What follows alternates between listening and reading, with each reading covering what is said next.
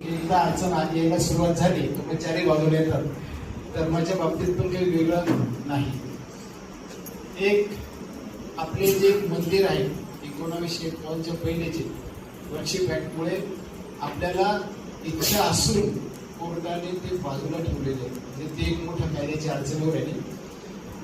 एकीकडे दुसऱ्यांना वाचवण्यासाठी सगळ्या प्रकारचे कायदे तयार केले गेले. मात्र आपल्या धर्माला किती पाण्यात नेऊन टाकते म्हणजे फक्त सरकारने आपले लोक आहेत त्याच्यामध्ये असे कायदे आणतायत की ज्याच्यामुळे हात असून बांधल्यासारखे राहणार आहे.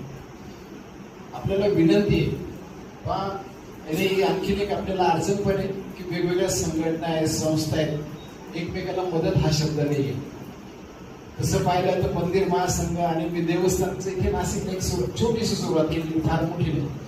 पण मी जवळजवळ शपथ घेतली कोणत्याही संस्थेचं कार्यक्रम असू द्या फक्त तो आपल्या धर्मासाठी असेल, मान पान सन्मान सगळं बाजूला ठेवून त्या कार्यक्रमामध्ये सहभागी व्हायचं.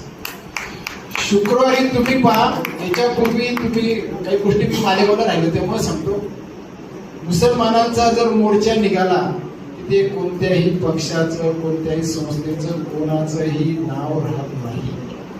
मी त्याच्यावर अभ्यास करतोय.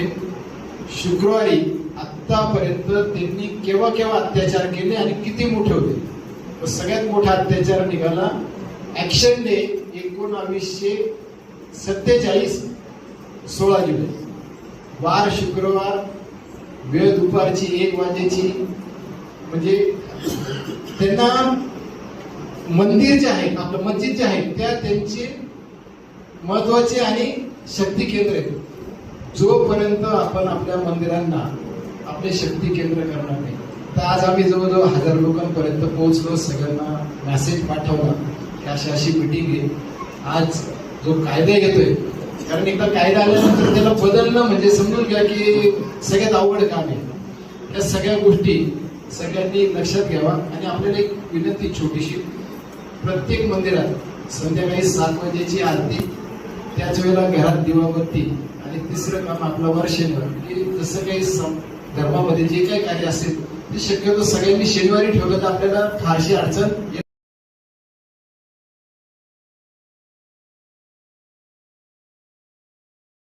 जय श्रीराम.